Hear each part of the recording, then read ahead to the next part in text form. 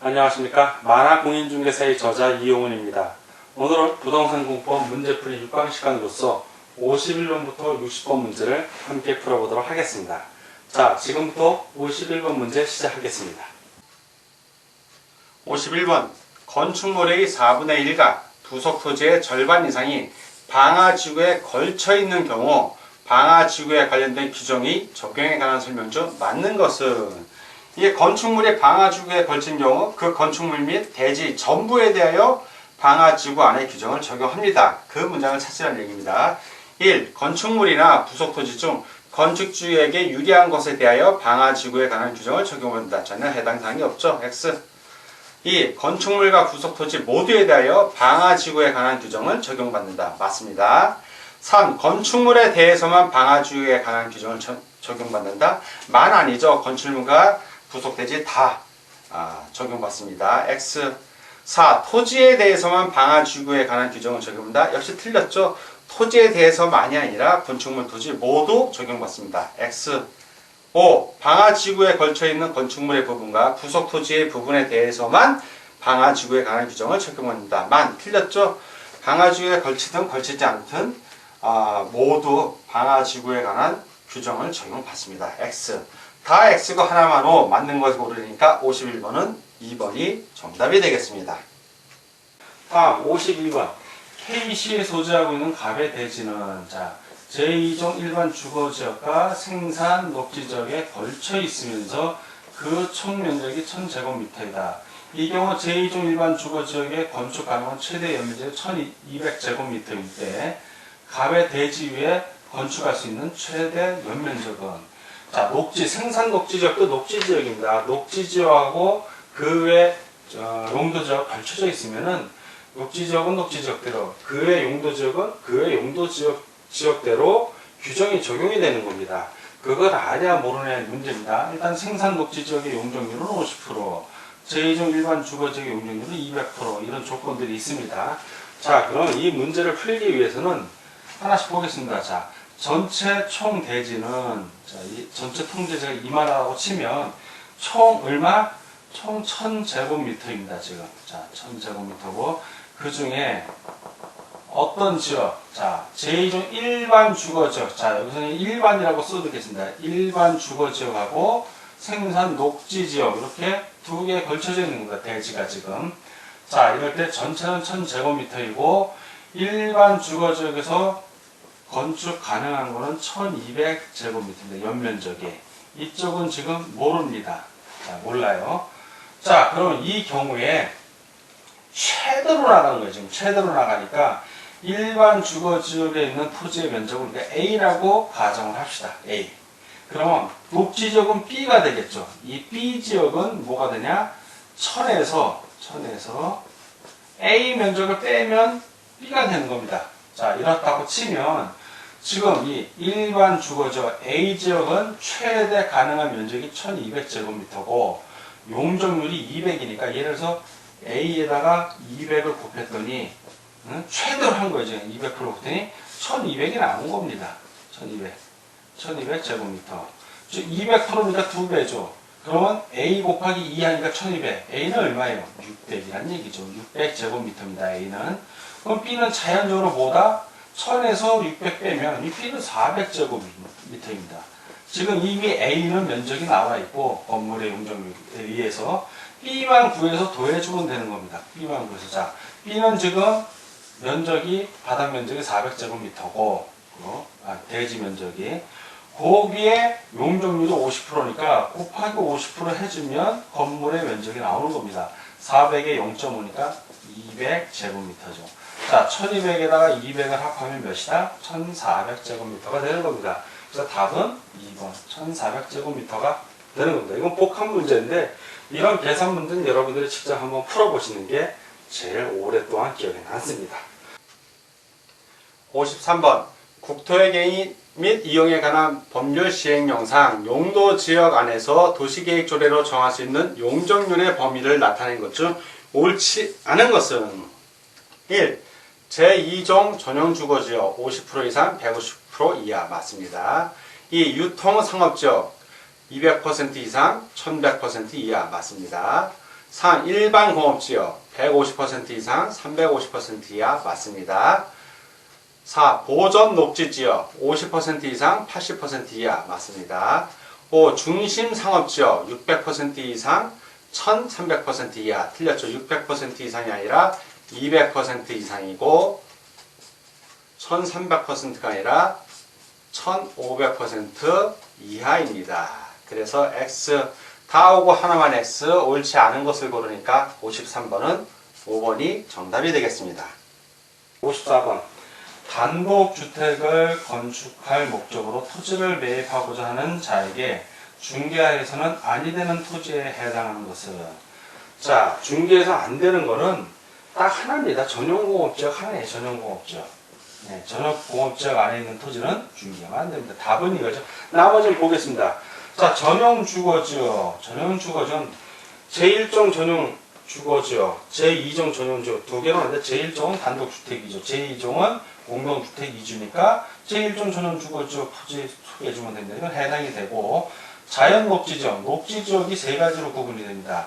하나는 보존녹지지역, 거의 자연환경 보존지역에 준하기 때문에 거기는 거의 소개하면 안 되는 거고 생산녹지지역은 농림생활에 준하는 거. 그러나 자연한 녹지지역만큼은 요거는 제한적으로 개발이 가능한 지역이에요.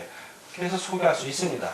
중심상업지역, 역시 중심상업지역도 단독주택은 지을 수 있습니다. 근데 중심상업지역 같은 경우는 땅값이 비싸니까 소개하고 싶어도 잘 소개 못하죠.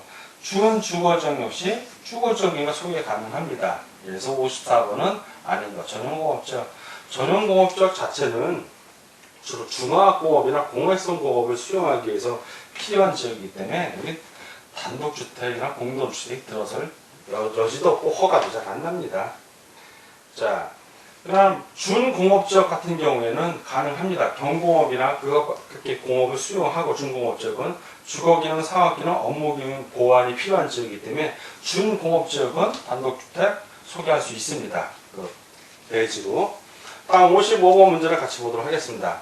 주점 영업을 하기 위하여 건물의 임대를 희망하는 자에게 중개해도 되는 건물은 주점 영업은 이게 위락시설이에요. 위락시설.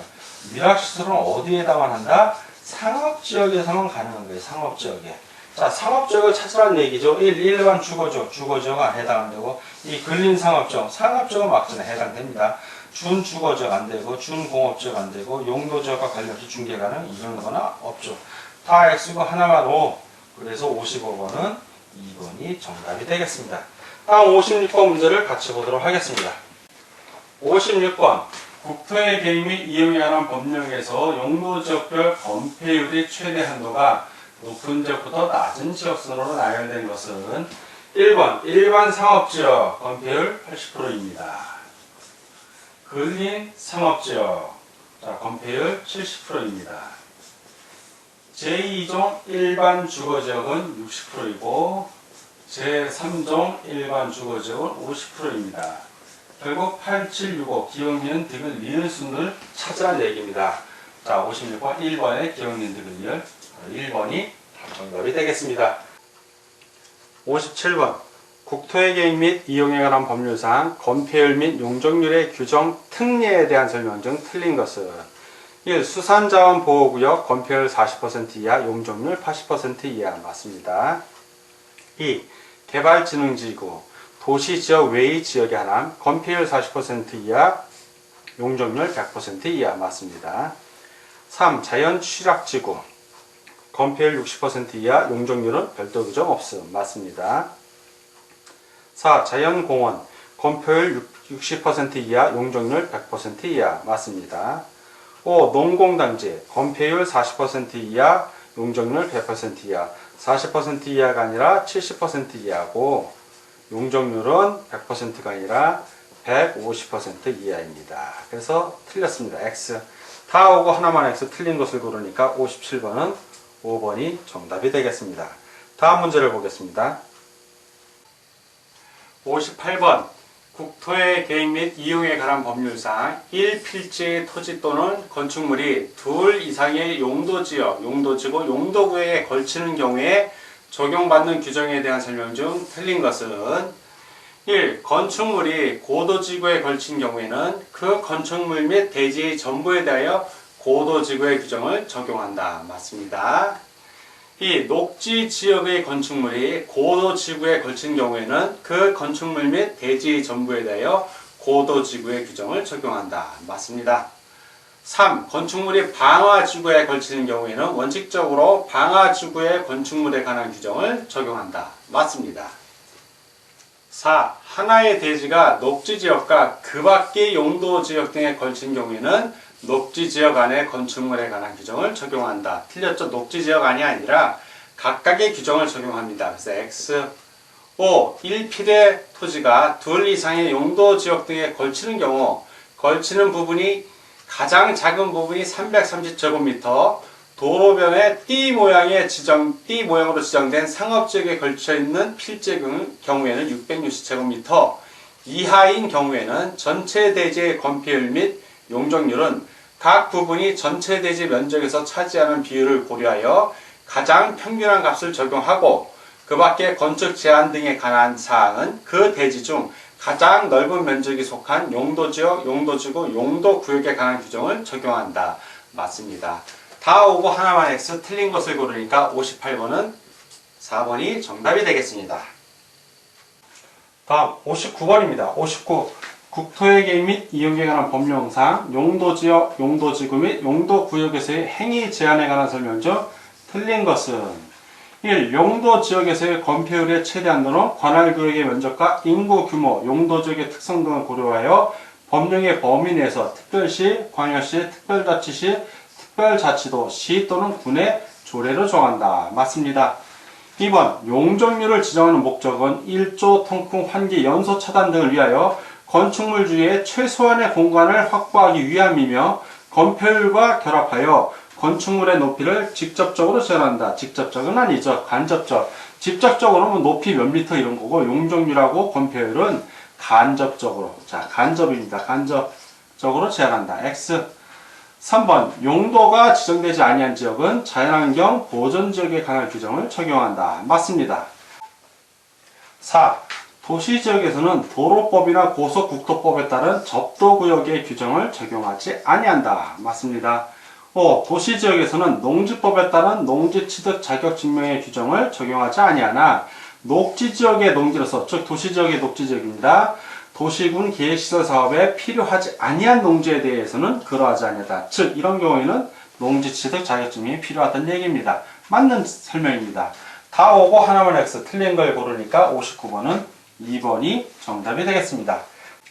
다음 60번입니다. 60.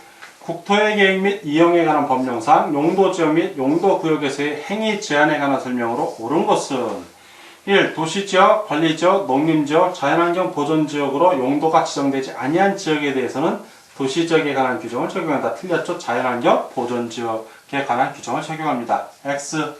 2번. 도시지역이 세부 용도지역으로 지정되지 아니한 경우에는 생산녹지지역에 관한 규정을 적용한다. 생산녹지지역이 아니라 보전녹지지역입니다. 보전. X. 3. 관리지역이 세부 용도지역으로 지정되지 아니한 경우에는 보전관리지역에 관한 규정을 적용한다. 맞습니다. 4번. 시가와 조정구역에서의 도시군 계획사업은 도시개발법에 의한 민간제한 도시개발사업만 시행할 수 있다. 틀렸죠? 도시개발법에 의한 사업을 하는 것이 아니라 국방상 또는 공익상 사업 시행에 불가피한 것으로서 그 관계 중앙 기관의 장애 요청에 의해서 국토해양부 장관이 그 시가 조정구역 목적 달성에 지장이 없다고 인정되는 도시군 계획 사업만 시행할 수 있는 겁니다. X. 5. 시가와 조정구역에서는 도시군 계획 사업에 의한 행위가 아닌 경우 모든 개발 행위를 허가할 수 없다. 모두는 아니죠. 개발 행위를 허가할 수는 없지만 일부 소규모 행위, 일정한 소규모 행위에 대해서는 그 특별시장, 광역시장, 특별자치시장, 특별자치도지사, 시장 또는 군수의 허가를 받아 할 수 있습니다. X. 다 X고 하나만 옳은 것을 고르니까 60번은 3번이 정답이 되겠습니다. 자, 지금까지 부동산공법 문제풀이 6강 시간이었고 51번부터 60번 문제를 함께 풀어봤습니다. 오늘도 문제 푸느라고 수고 많으셨습니다. 다음 시간에 뵙겠습니다. 감사합니다.